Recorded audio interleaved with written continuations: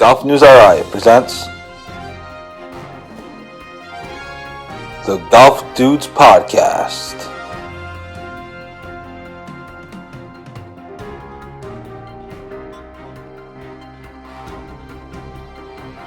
Here are the dudes. All right, and hello everybody. Welcome to another episode of the Golf Dudes Podcast. I'm GolfNewsRI co-founder Joe Calabro, and as always, almost always, mostly, is GolfNewsRI co-founder Rich Capelli joining me. Mr. Rich, how are you today, buddy boy? Good to see you. Yeah, not too bad. Fake spring was upon us yesterday.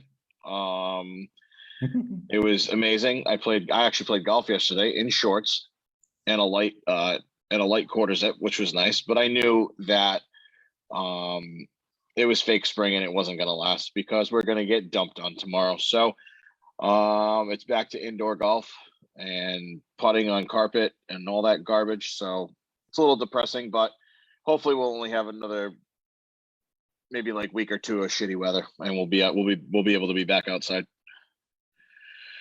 Absolutely. It's supposed to apparently snow tomorrow, I guess 4 to 8 inches or something they said. Yeah, who knows? It's supposed to rain too. Like, who knows? I was driving down the highway to get, as I'm in the studio, you're obviously in your home headquarters. And I was driving down the highway and it just said wintry mix in the morning. So I'm like, well, we went from a snowstorm to like a wintry mix. Well, yeah, that's what it's still saying. Really it's still saying, what's it called? Like rain / snow / sleet mix, but it's saying like 4 to 8 inches. So, I mean, who knows? Who knows what the hell's going on? So certainly plenty of topics to get to. There is no shortage of things happening this week in the world of golf, both locally and on a national scale. When we'll get to all of that because it's been a heck of a week. Great for me because I'm all about the content. So great for me, but it's been a heck of a week.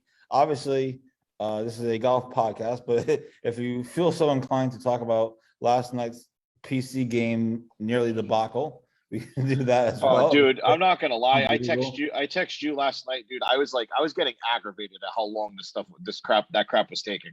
Like, I almost shut it off like 6 times. I'm like, I can't take this. I cannot take this anymore. The Dunkin' Donuts Center, the roof was leaking, and it was hard to tell from where I was sitting if it was actually leaking or they were just saying that, because usually they have moisture problems. They've had problems with it in the past. It was brutal. So that was part of the reason why the game took forever, because they were saying it went from 7 to 10:30. That was part of it. It was brutal. It was definitely brutal. It was a brutal game to be at. I was ready to go home by the second overtime. If my buddy that I was with said, let's go home and watch it, let's go to the bar and watch the third overtime, I might have gone. But obviously I'm happy. That's what I was texting you. I'm like, I can't even do this, and I'm sitting in my chair. Like, this is brutal. So that happened last night. I was exhausted from it. I slept until noontime today. I don't usually let myself sleep in during the week because I try to get up and get things moving and get traffic going and whatever else. But I was exhausted. So there's that. So that's on the table as well, if you feel so inclined to do that. Thanks everybody for tuning in. To my mother, Bridget, and Joe Sargo tuning in, as well as Tina Signori. She's watching from right next to you probably. So hello, Tina. There you go. So lots to get to today. It was actually a somewhat breaking news Thursday. And I know I'm more of the local guy. Rich is more of the national guy. And I just wanted to hit on this quickly. We put a big article about it, obviously. Our guy, Will Dickson, with his first Pro Tour pro golf win today down at the Daytona Open. He won in a 3-hole playoff against this other Jacob Solomon. He won on the 3rd hole. He made birdies on the 2nd playoff hole. And the 3rd playoff hole, he said it was an 18-foot birdie putt to win the tournament. It's his first pro win, so congrats to him. Good for him. He took home a hefty $10,000 for that victory. I mean, geez, there you go. And he gains 500 points on the PGA Tour, the minor league money list or whatever it is. So huge win for him, a big deal. So he texted me some quotes, he texted me some comments. He said he finally understood what it means when guys say it's just hard to win. That playoff was so fun. It's crazy, right? We both hit great shots. I just happened to make a couple of putts when I needed it most. He actually made a birdie putt on 17 to prolong the match. And he said that was like a 15-footer. So he made. Were you able to watch that, or were you just tracking it? No, there's a live scoring. This is the minor league of minor league golf. Oh There's no, I didn't know if like maybe they Yeah. had like one feed for like the Yeah, I playoff, mean, or maybe they put the playoff on they might that have. feed or something. Yeah. I mean, if I really took a minute to look, maybe that would have done it. I mean, they don't really have a Twitter account, the G Pro Tour, and I didn't look on Facebook. I mean, they could have been. I probably should have looked into that before I did anything. But Oh no, also, I was just wondering. no, it's a valid point. I mean, they might have for a play. They wouldn't have it for the tournament, but maybe they would have done it for like the playoff or something. Or maybe maybe like one of the big wigs of the tournament would just live stream the playoff from his phone or something like that, you know, or at least like the when they're on the green or something like that, you know. Yeah, they could have been. So, congrats to him. Next tournament is next week. He'll look to win again, but certainly an exciting win. He finished at 14 under for the tournament, 3-day tournament. So 14 under is pretty good. He said the course was easy, made a ton of birdies. He said the pressure was not forcing it because the course was so easy and everyone was going low that he said the challenge was you start getting excited, trying to force yourself to do it. He actually started the final round 3 shots back, so he made a huge comeback. He played the front nine at like 4 under, then he birdied 10, and then he parred out the rest of the way. One more birdie, he would have won it in regulation, but yeah, straight up. Either way, well, you found it. No, I said I said he would have won it straight up. Right. He would have won it straight up. So, but the playoff is more exciting, for sure. And so, anyway, congrats to him. So I just wanted to give him a quick shout out. We have an article up on GolfNewsRI, exclusive comments from him, and obviously he's excited. Hopefully he's celebrating a little bit tonight. I know he's trying to get to the next level and move on to the next thing, but hopefully he takes a minute to celebrate. I mean, he did win $10,000. It's not nothing. And he's down in Florida. Jeez. Yeah, right. Yeah. I mean, just being down in Florida is a gift enough. Christ. So hopefully wherever he is, he's celebrating a little bit tonight. I know everyone's excited. We put it up on Twitter and Instagram, and everyone's reacting, and we're getting retweeted by people I've never even heard of, and some people I have heard of. Anyway, congrats to him. Other thing, a big story today regarding the U.S. Open qualifying, which registration for that opened yesterday. Massachusetts qualifying sites for the U.S. Open and the U.S. Senior Open are sold out. They sold out in less than 24 hours. That means the only local that makes sense.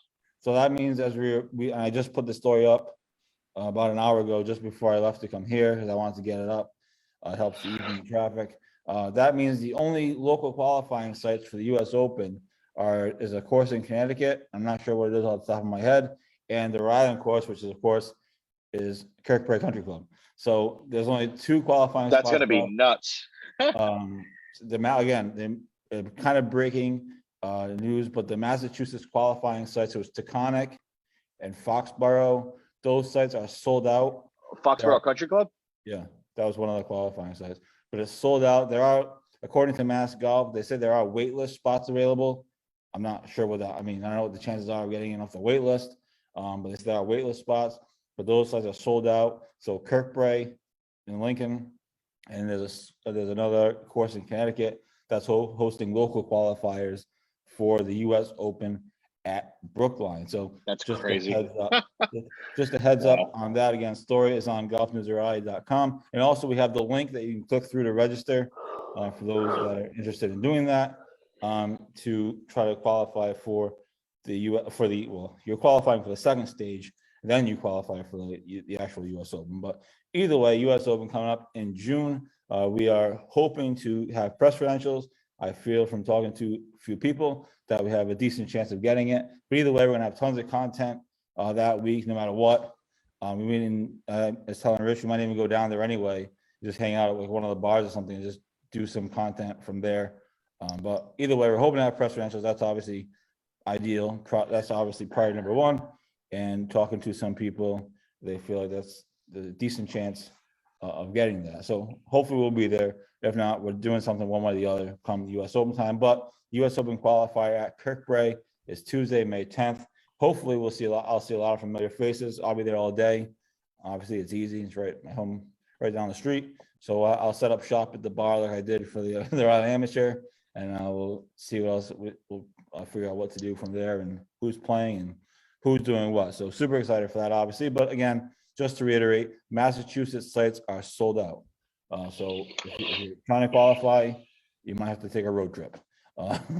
So there's that. But super exciting stuff, anyways, regarding the U.S. Open. I don't know if you had any thought on the thing selling out within less than 24 hours. It's kind of crazy.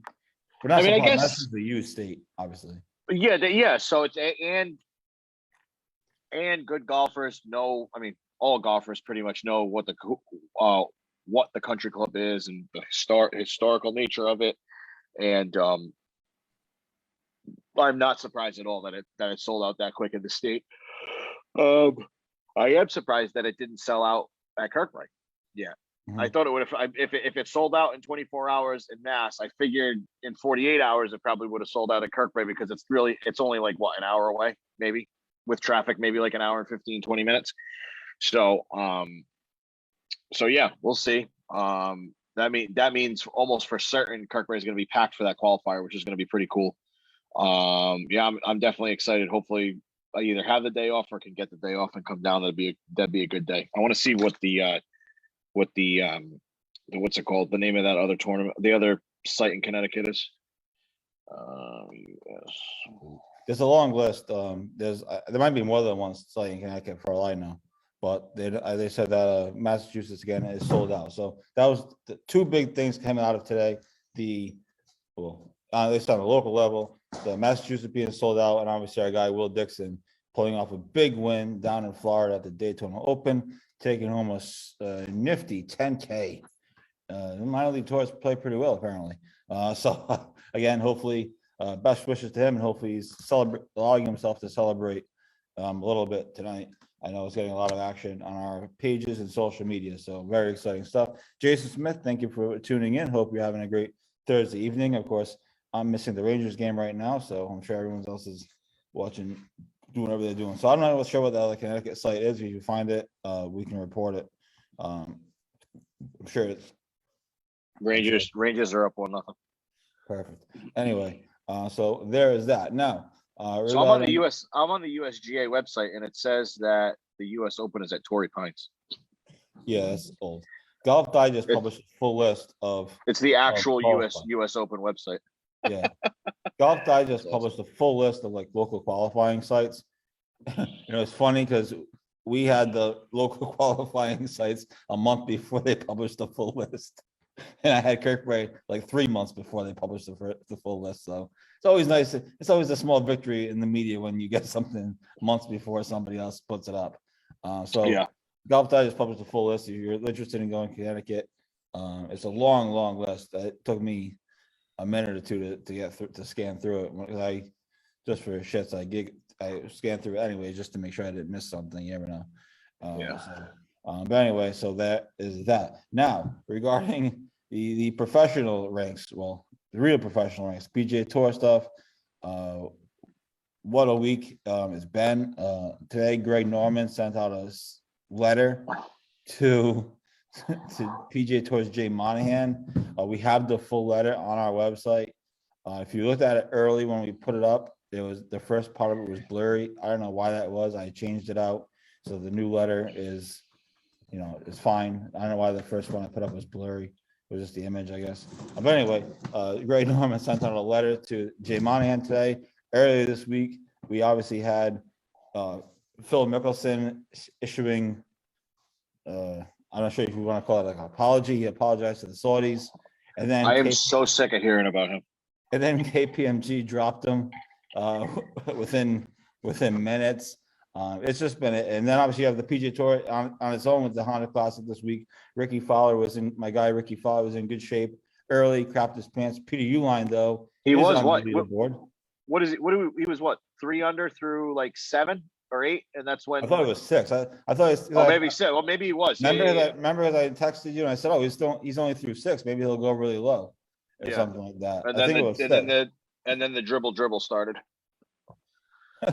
So all kinds of things going on. No shortage of events, but what did you have? I don't know where you want to start. What do you have any thoughts on the Norman letter today, which was? I'm actually looking. I mean, I'm looking at it right now.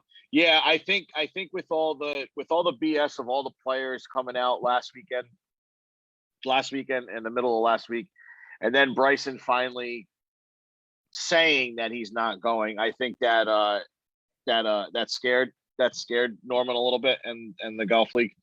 That scared a little bit. So I think he had to what's it called? Publish something just to sort of save face, I guess. I think that's what it was. I mean, if you don't I'm still certain that Bryson's going to go. I don't know about Phil now because, he's pretty much pissing everybody off. And what I noticed, I was talking with the guys at the club yesterday, that this, and this is to reiterate, I think it was Frankie from Foreplay said that all this backlash from the players and the media towards Phil isn't just that. I think they've been saving this stuff up for years, and they just didn't know when to kind of unleash it on him. And now Phil's just feeling the full brunt force of all the crap he talked the past week and all the stuff he did in prior years past. And I think that's getting all dumped on him from the players and the media. He's not really that well liked, the guy. I heard that obviously we all know he's got gambling problems. I've heard he's broke.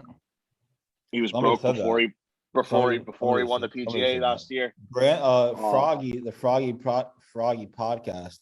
He suggested that and he had Brando Chambly on, and Brando's ripping Phil all over the place. It's pretty funny. Oh, his comments were. Oh, I love that dude. That dude's so funny. He wasn't wrong necessarily. No, no, none of it. Basically, 90. I'd say 85 to 90% of these guys aren't wrong. And like I said, I took this. I'm reiterating this from Frankie from Barstool. This is a long time coming. These guys had a lot of crap built up over the years that weren't as important just to shoot out randomly. But now, once Phil made some enemies in the past week or so, so now this whole crap storm's coming full downhill for him. So, I mean, I'm not friends with the guy or anything. I don't really feel bad for him, but you're not friends with Mickelson? I can't believe it. No, you know what I mean. I don't really have I don't really feel bad for him or anything like that. But hey, it is what it is. You reap what you sow. Pat Ford says he is friends with Phil Mickelson. They hang out on Fridays. Pat Ford is nice. Yeah, they're tight. Somebody suggested that Phil might be suspended. That the PGA Tour might have already suspended him. Yeah, so that was absence. That was sort of hush hush. It was hush hush.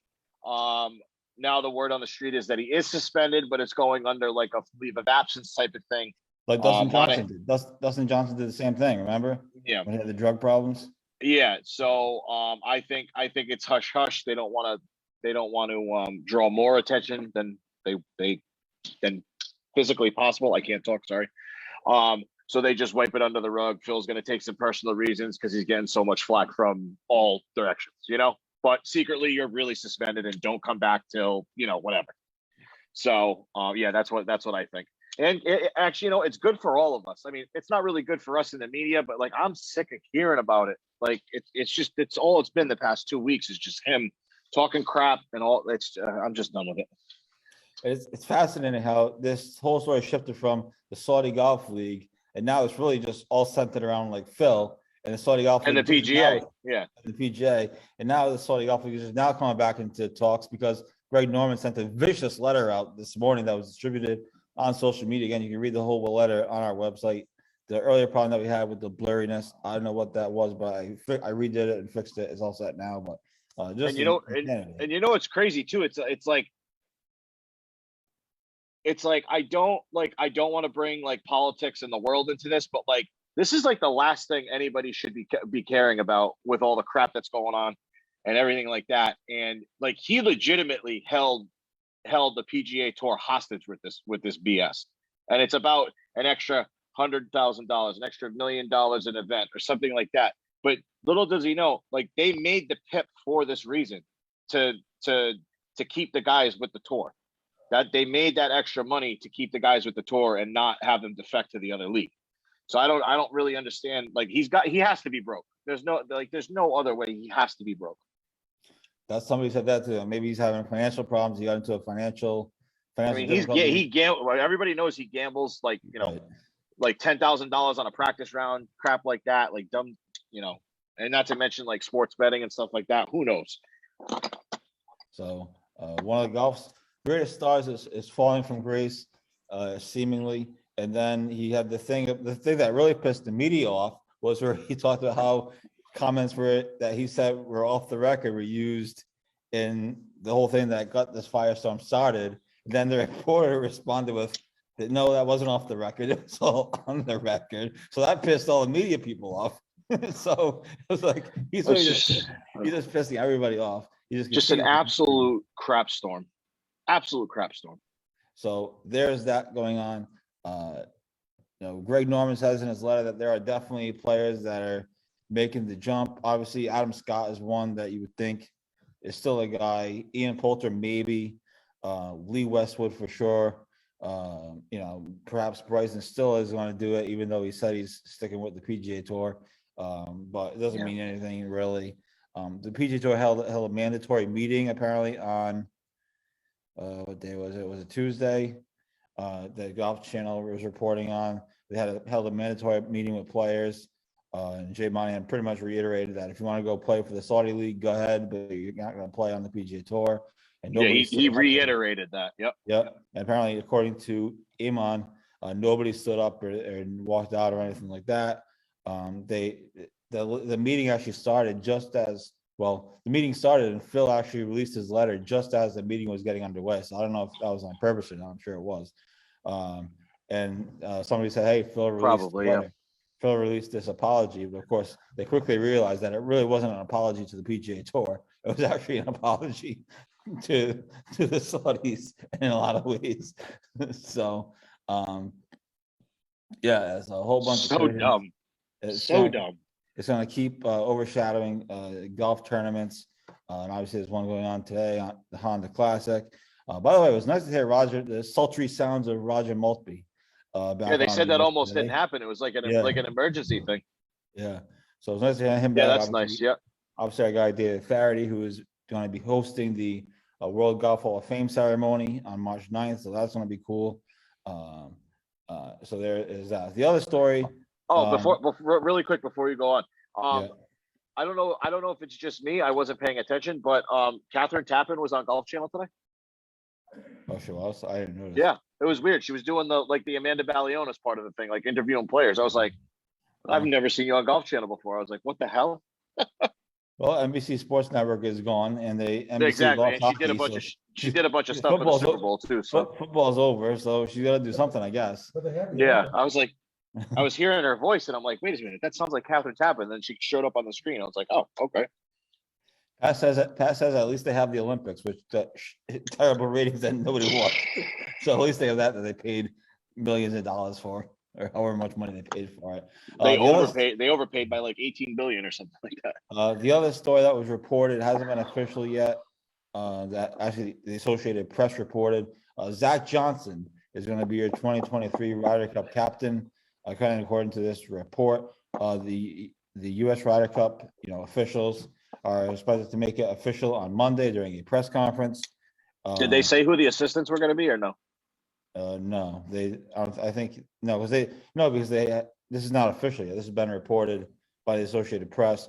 The Ryder Cup people are hosting a press conference on Monday morning, and to formally announce it, but it's expected to be Zach Johnson. So. Assuming that it is in fact Zach Johnson, which there's no reason to believe that the reporting is wrong.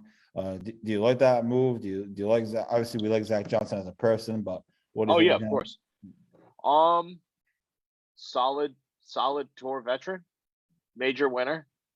I don't really see the problem with it. I really, really, really want to see who his vice captains are going to be. Because as we all know, in the past probably 10 years, 12 years, the vice captains have come into play a lot. Tiger at the President's Cup. Tiger at the President's Cup, Tiger at the Ryder Cup. Right. I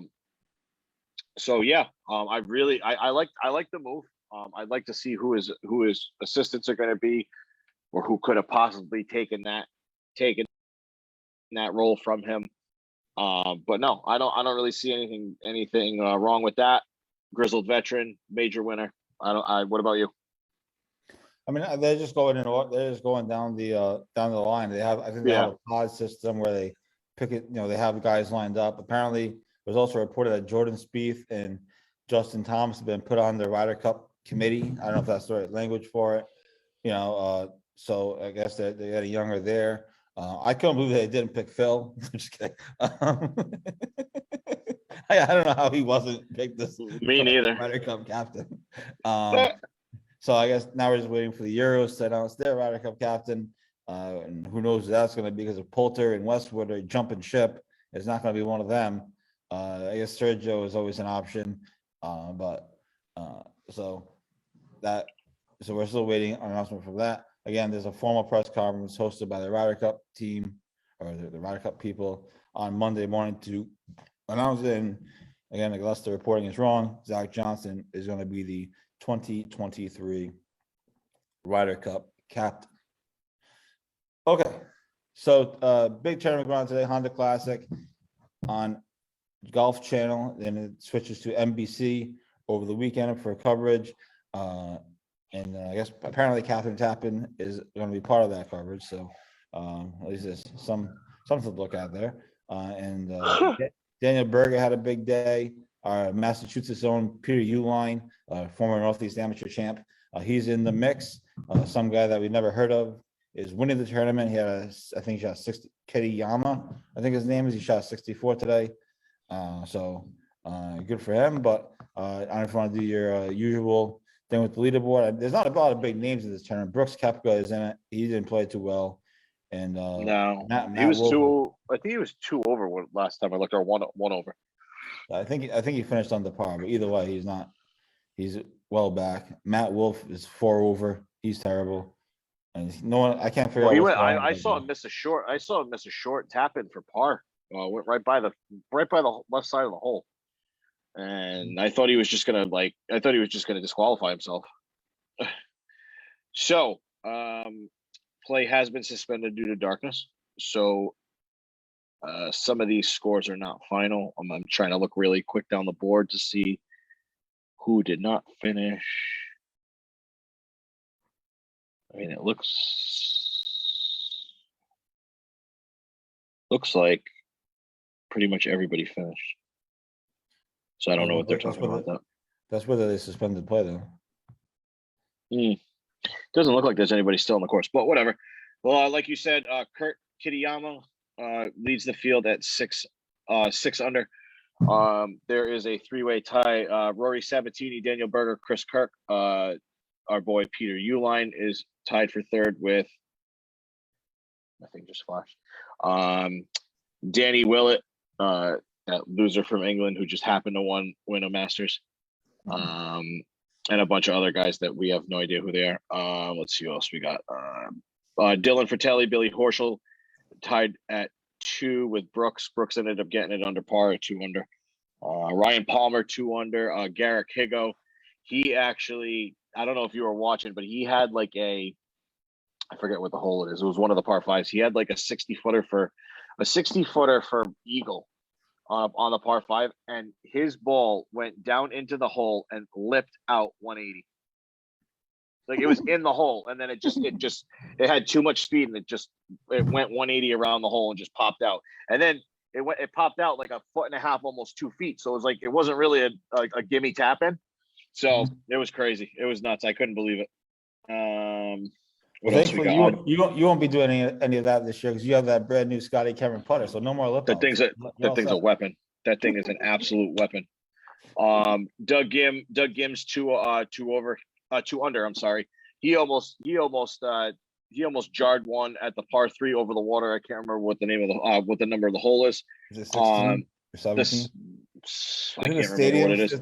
The hole that's a stadium hole. It's like a half stadium because of the water. Yeah, I think it's 16. But yeah, he hit a ball. It bounced twice, and it legitimately went over the left side of the hole. Like if it was slow enough, it would have fell in, but it went too fast. So that was pretty cool. Let's see what else we got.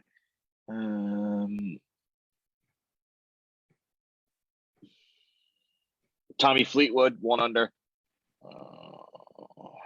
Lee Westwood, 1 under. Billy Haas, long lost Billy Haas, is even. CT Pan, JT Poston, Shane Lowry, all tied for even. Patrick Reed, also even. Neiman, last year's winner at Riviera, even. Let's see what else we got. Come on. Harry Higgs, 1 over. Nick Watney, 1 over. Not that it really matters. Ian Poulter, 1 over. Keith Mitchell, 1 over. You know, he won in 2017, I think, or 2018 there at the Honda. Brooks's brother Chase at 1 over. He's not really that bad of a player either. Let's go down to the end. Let's see who sucks. He was in last place. All right, so guess Matthew Wolf's number. He was forward when I saw him on. When I saw him on TV. That was a significant amount of hours ago. Is he 8, 9? Lower, higher? 11. That was my next guess. 11 over. 11. He shot an 80. He shot an 81. Oh, we can compete with that. Well, I mean, yeah. Jesus.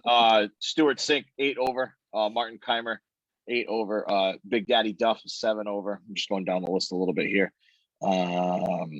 Yeah, so not a good day at the office for Matt Wolf.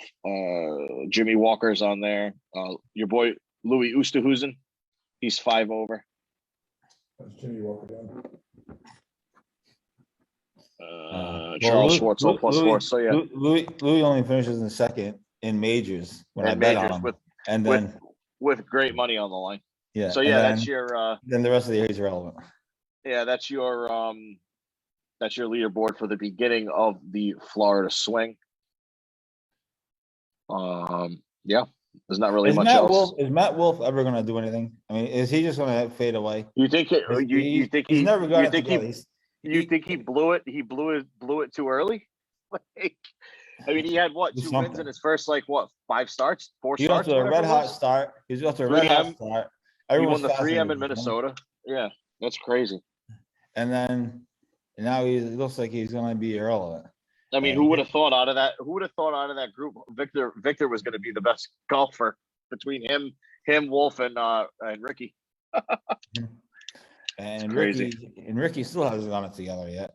Oh, I didn't even look. Hang on, I didn't even look at that. Well, he fell back to 1 under, but I don't know what he finished at. If he finished, let's see. Ricky, Patrick Harrington, 3 over. I didn't see that one. Ricky, where are you? Luke Donald's playing in this too. Oh, shit. You said you saw him at 1 under. Yeah, he fell back. I don't know what he finished at. Even.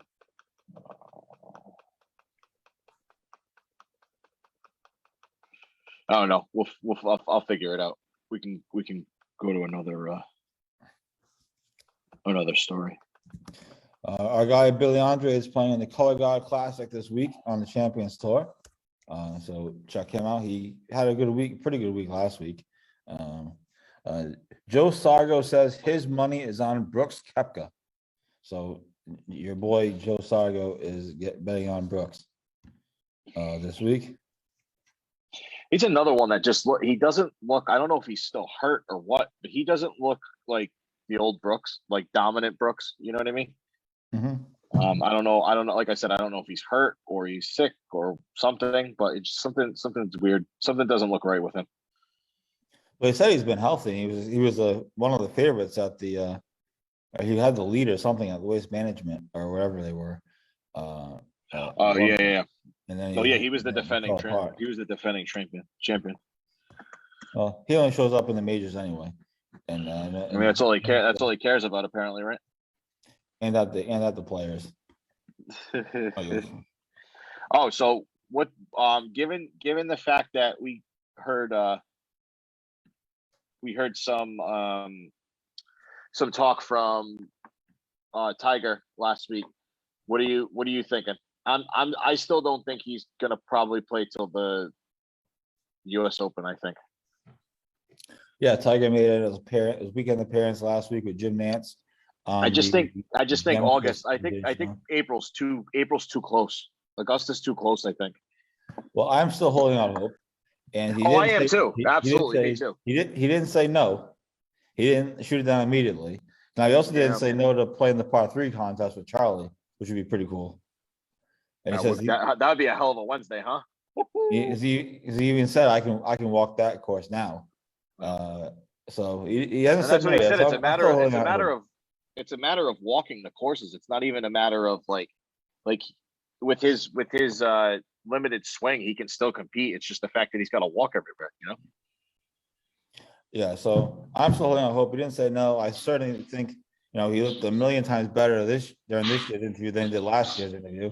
Of course, yesterday was the 1-year anniversary of the big accident that obviously sent the golf world into a tailspin for a brief time.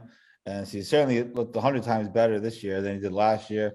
I thought it was a good. I know he stayed with Nance for an extra half an hour and called some of the golf and talked about some of the players and things. So he looked a heck of a lot better than he did.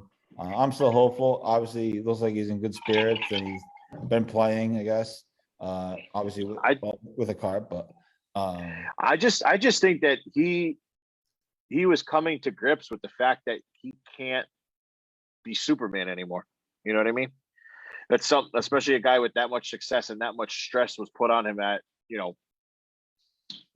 pretty much since his dad died. He's coming to grips with like he's an older man. He's going into old man territory now. It's like the greatest golfer of all time is getting old.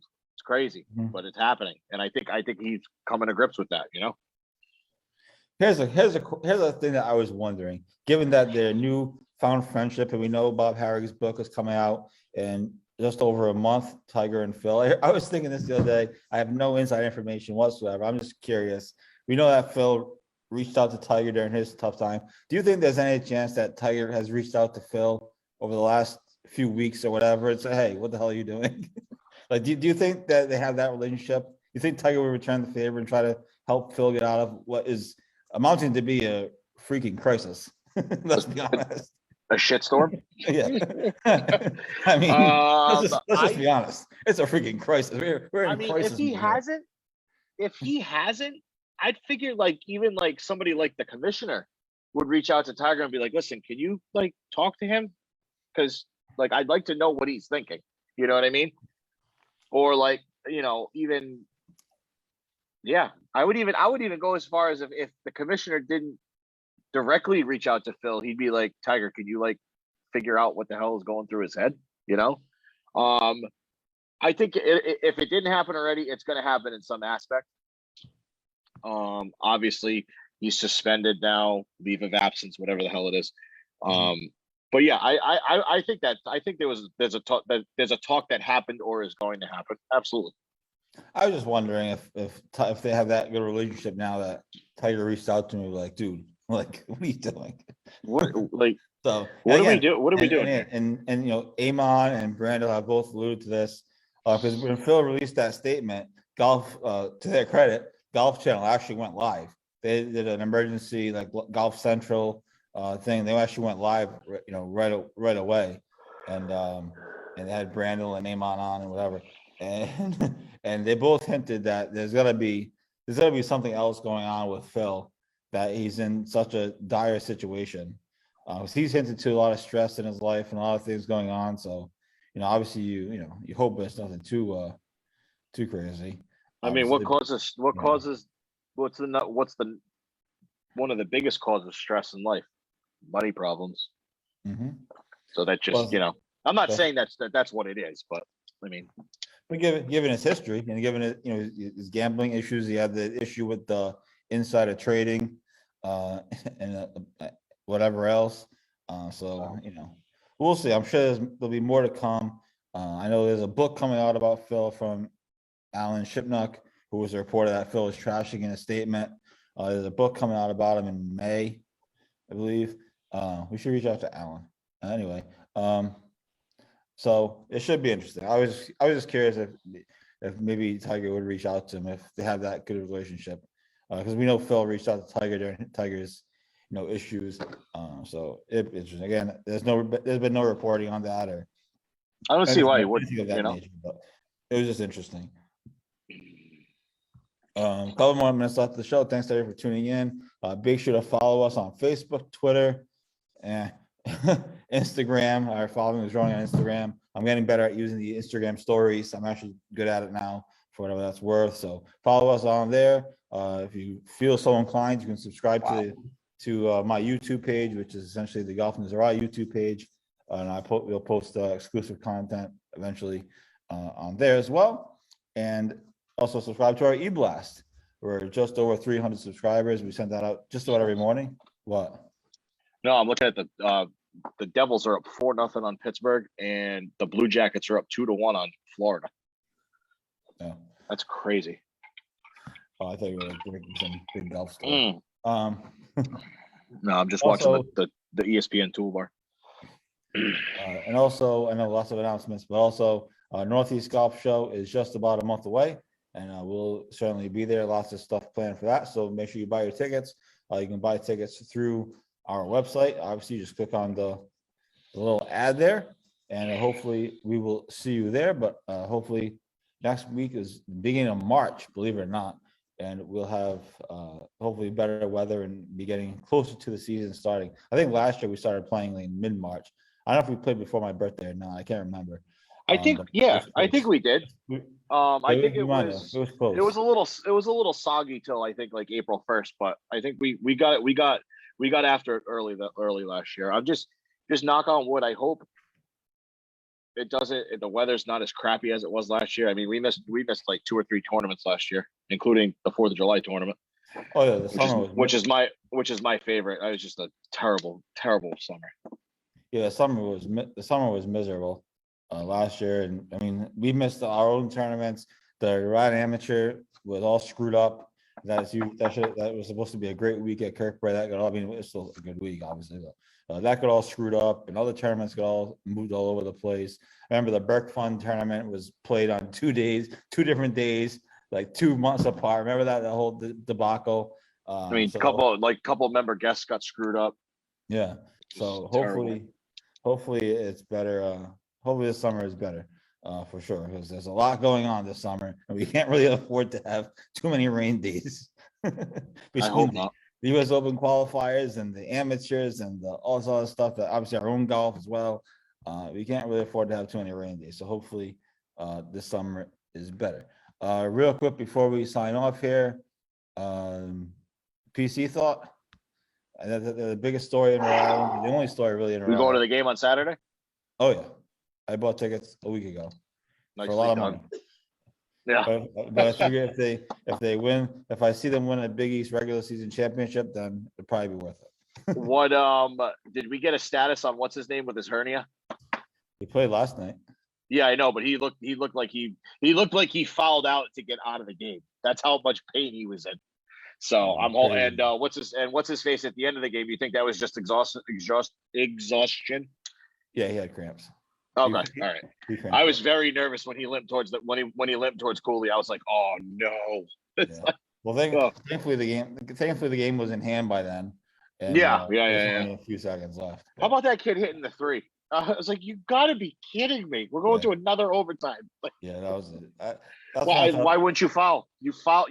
Well, Cooley said in his press conference that they were supposed to foul, but they just couldn't get to him because the kids were tired or whatever. As soon as he blew by him at half court, I'm like, this thing's tied. This kid's gonna nail this 3. Well, it's funny being in the arena. They reviewed it. I don't know what they were reviewing. Oh no, it wasn't even close. Like there was space. You could see like tan court in between the line and the sneaker. I was like, this is crazy. Like just another. And then what was that?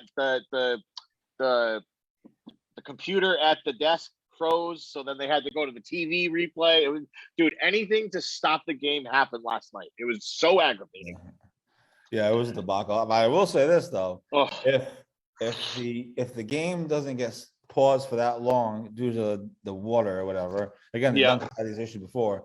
I don't know that PC wins. I No, think they that don't. actually helped They them. absolutely They had don't all win. momentum, and No way. PC couldn't get anything going. And then They absolutely don't win. if they ended up moving the game to Alumni Hall, I think PC loses because there's gonna be no fans. Who's gonna Could you get there? imagine that? Just like shipping 2 busloads full of kids to the alumni. Like, what are we doing? So, they certainly caught some brace, and people have been saying, "Oh, yeah, they're the luckiest team" or whatever. That's what the They comments are saying. They win the game. They still win the game. Previous years, they lose those games. I mean, how many times? Last night, I'll give it to them. Last night was a lucky win.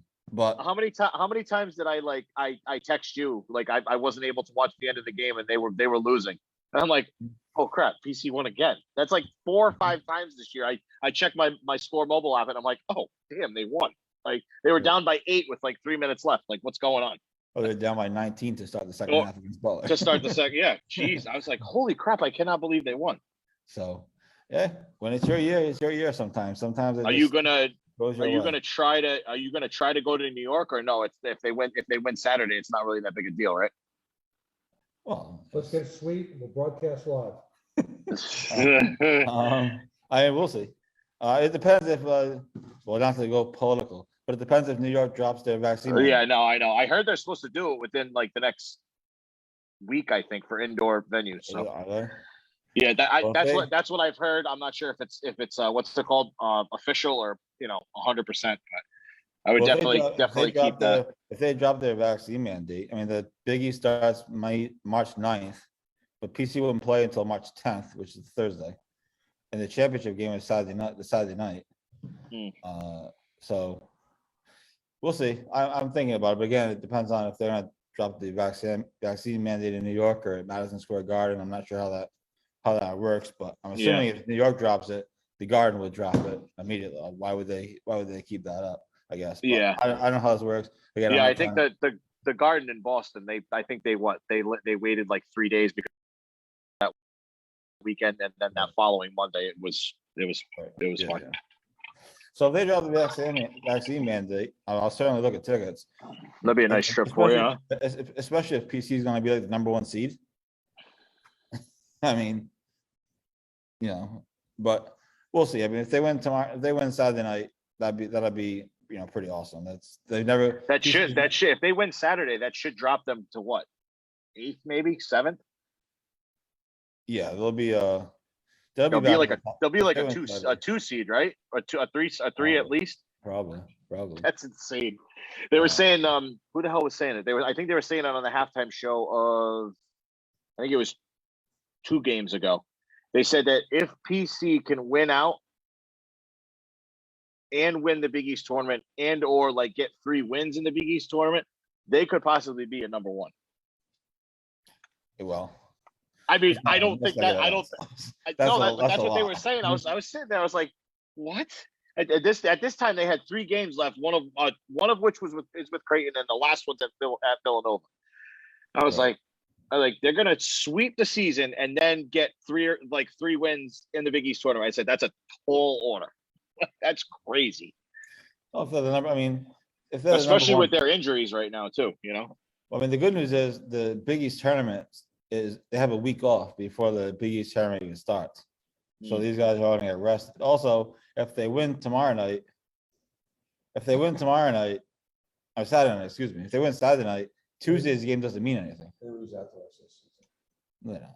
So Tuesday's game won't mean anything. So Durham. That's at Villanova, right? Yeah. So I'm imagine assuming that snooze fest. I'm assuming. I mean, they don't really rest guys in college basketball. It's not. You don't really do that. I mean, they'll play the game, but Durham will probably sit out because there's no reason to No. If Bynum is banged up, they might sit him out or whatever. So again, you don't really rest players in college basketball. That's not really. I mean, they only have so many players. So that's not really a thing. But obviously, if guys are banged up, they'll sit them. So we'll see. Saturday night is going to be something. If you're going to the game, get down there early. It's going to be a circus. It's arguably the biggest home game in PC history, which is crazy to think about. But obviously they're playing for a championship, so it should be interesting. It should be electric. I looked at tickets today just for shits and giggles, and they have skyrocketed since last night. Now what for Saturday? Yeah. And the tickets are sold out through PC, but it's the secondary markets How much did you pay for Villanova? for the Villanova game. Yeah. A little over 100 per ticket. That's crazy. That's so good to see those. That's so good to see that back. I mean, not for our wallets, but they were in a bad place for a long time. That's so crazy. Yep. And now the tickets, Absolutely nuts. Tickets for Saturday night's game, you can still get seats up in like the boondocks with all the diehard drunks. Yeah. Which is where I'm sitting on Saturday night. They don't even put the lights on up there. Yeah, which is where I'm sitting on Saturday night. And in fact, the water will be leaking on me. I'm sitting so high up. Oh, you don't have to take a shower then. That's good. Yeah, exactly. Tickets for the boondock seats are now starting at like $200 for Saturday night's game. It's the biggest home game in PC history, and they've had some decently big home games over the years. But they said there's probably no bigger one than this. So that's crazy. Oh, before we sign off, did you hear that Lamar Odom wants to coach URI? You couldn't do any worse than what the current guy is doing. I heard they got some good coke down in Kingston. I mean, you could coach URI. Possibly be better. And I hate basketball. I mean, David Cox will be gone. I mean, Mike Martin and Brown should be gone, but they won't fire him. And Bryant's actually having a good year. They have a huge game coming up. It's the 20 coming up soon against Widener. That's going to basically be for the conference. So Bryant's actually, they won like 10 games in a row or something at some point. So we'll see. But obviously the focus on Saturday will be PC. And of course, the Rangers are playing at 3 p.m. on Saturday afternoon on ABC. So it's going to be quite a day. Now, there is a scenario in which if... What time is the PC game? 8:30. Oh, it's at night. Oh, boy. Oh, yeah. It says that's good. That's good for me because I'll be home from work by now. Prime time game.